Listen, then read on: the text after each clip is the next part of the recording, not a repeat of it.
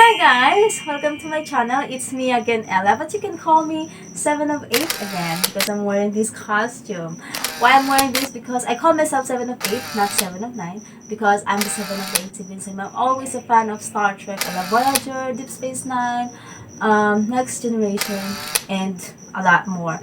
But tonight, we're gonna watch VFX artists reveal the true skill of anatomy, which is kind of special because the last video I did was I kind of have a question that time because I was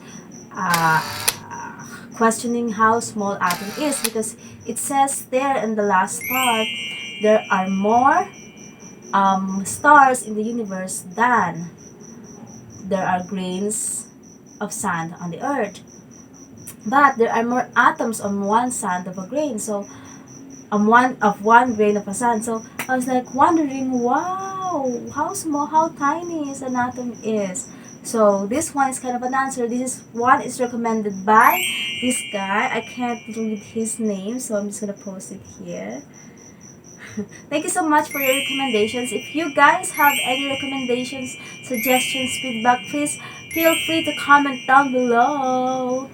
Okay, so with no further ado, let's go.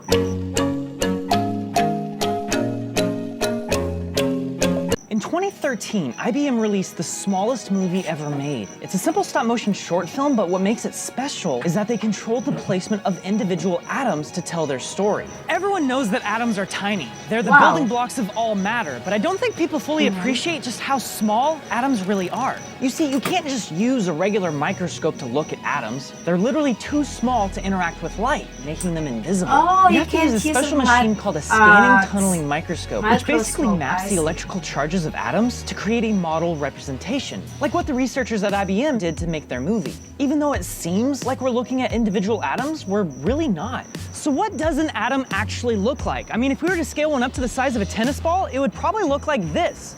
Nothing, and that's because atoms are mostly empty space. Let's take a simple atom like hydrogen, for example. It consists of just an electron and a proton, but the electron doesn't simply just orbit around the proton the same way a planet orbits around a star. Instead, there's a field which shows where an electron might be found, and these fields are what define the size of an atom. The shape of these fields can get kind of weird when you start adding more electrons, but for hydrogen, it's simply a sphere. To really drive home just how empty atoms really are, if we were to instead scale a proton up to this size, the entire atom would be 8 kilometers wide. Wow. That means this hydrogen atom is the size of downtown Los Angeles with a tiny electron somewhere within this sphere. It might be 4 kilometers that way, or 4 kilometers this way, up there, down here, or anywhere in between. If you thought finding a needle in a haystack was impossible, try finding an electron in an atom. But let's go back to when our atom was the size of a tennis ball. And atoms come in various sizes, but for this video, I'm making the assumption that an atom is 1 angstrom wide, or 1/10 of a nanometer. Our tennis ball is 67 millimeters wide, making our scale 670 million to 1. A group of atoms like this is called a molecule, and this one in particular's name is adenine. And there's nothing special about these individually, they're fairly simple, but when formed together, they become something very cool. They become the source code of all life. DNA. Now, traditional models of DNA are fairly simple in form, but the problem is that by showing them as a literal twisted ladder, we don't have the context for how small DNA really is, because in reality, it's like 20 atoms wide. It's very, very tiny. And this chain of molecules gets stacked millions of times to form a single strand of DNA stretching thousands of kilometers in length, way out into space at this scale. Molecules get progressively more complex as these groupings become larger, such as with proteins, organelles, and viruses. But at a certain point, they become so complex that they become full-on molecule economies, and we call those cells. Let's take a look at blood. The red blood cell is about 7 microns across, making it one of the smallest cells in the human body. It's important because it acts like a FedEx truck, delivering oxygen to the whole body. But even though our scaled DNA would be about 1 meter wide, a red blood cell would be 5 kilometers wide. They'd appear in the sky like alien dropships coming to exterminate humanity.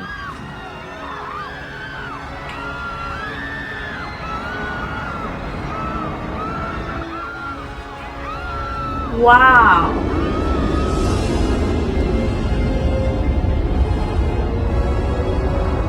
A single drop of blood contains 5 million red blood cells. In fact, your body produces 2 million of these every second. There are trillions of these running through your veins right now! That is such a crazy Wow. fact that I wouldn't be surprised if you took that with a grain of salt. I mean, what if you did?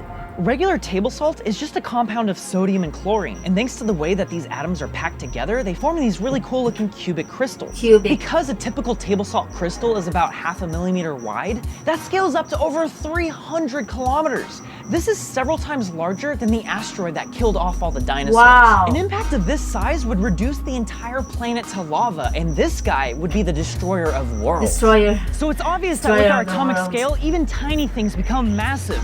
But when I was crunching the numbers for this video, I discovered something really weird about pennies. I measured this penny at 19.02 millimeters wide. When you multiply that by our scale of 670 million, you end up with a penny 12,743 kilometers wide. Now, why is that special? Well, the Earth's diameter at its equator is 12,742 kilometers wide. Wow, Somehow, the close. penny at this atomic scale is the same size as our planet, with a difference of only a single kilometer. To put that into perspective, the thickness of the penny would appear 950 kilometers wide. And this really helps put into context just how small atoms really are. Just imagine really a giant planet-sized help disk put up a context. filled with tennis balls. Wow. But now let's have some fun. Remember when we scaled a proton up to a tennis ball and how big the whole atom got? How big would a penny be at that scale? It would be 1.5 billion kilometers wide. That is the size of Jupiter's orbit around the sun. That is incredibly huge, but can we go even further? Just like an atom, a proton is also mostly empty space. It's actually composed of a bunch of subatomic particles that we call quarks. According to the standard model, quarks are actual literal points with no physical size at all, because size is kind of irrelevant at the quantum level. However, there is some evidence that perhaps a quark is about 2,000 times smaller than a proton. So if we were to scale a quark up to the size of a tennis ball, how big would our penny be then? It would become hundreds of times bigger than our entire solar system, coming in at just under 1/3 of a light year in length. But now we're on the cosmic scale, and suddenly this massive penny becomes tiny again. I mean, our closest neighboring star, Alpha Centauri, is about 4 light years away, and it would take 14 of these pennies just to reach it. In comparison, our Milky Way galaxy is 100,000 light years across. What do we have to do to put a dent into that scale? There is a unit of distance that is considered to be the smallest length mathematically possible before the laws of physics fall apart, and it is called the Planck length. Now, this is the length of a Planck, but this is not what a Planck length is. It measures out to 1.6 times 10 to the negative 35 meters. And I realize that number might not mean much to you, but this is a number so unimaginably tiny that if we were to apply our tennis ball scale, our penny would be bigger than our entire galaxy. Except to say that is an understatement would be an understatement. The entire observable universe is 93 billion light years wide, and our Planck penny would be 90,000 times bigger than that. Let me show you exactly how big that is.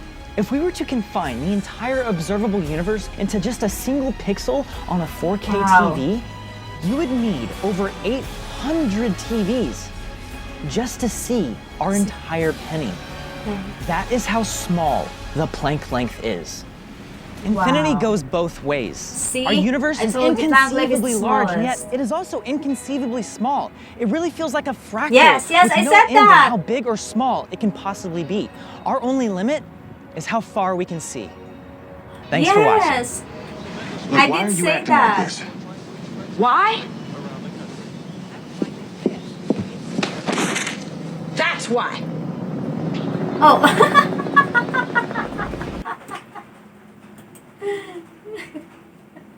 See, I said that, kind of said the line on my on my last video, like, it's so amazing that we can be so big, the universe can be so big, but also can be so tiny, because, as I found out that the atoms is so tiny that there are more atoms in one grain of sand than there are stars in the universe. So I was like, how small is an atom? And then I kind of said that this is amazing that our universe can be so big, but also can be so small. So, but he said very special line in here that Infinity goes both ways. Our universe is inconceivably large, and yet it is also inconceivably small. It really feels like a fractal with no end in how big or small it can possibly be. Our only limit is how far we can see. Right.